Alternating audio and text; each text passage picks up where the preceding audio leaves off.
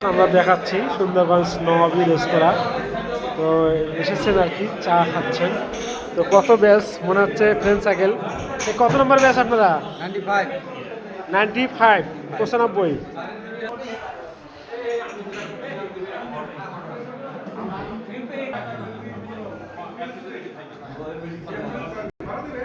খুবই ভালো। আমরা সবাই এক জায়গায় থাকি তো আবার টেনশন নাই। ফ্রেন্ড সাইকেল আবার এখানে আছেন না? আবার এক জায়গায়। কেমন আছেন?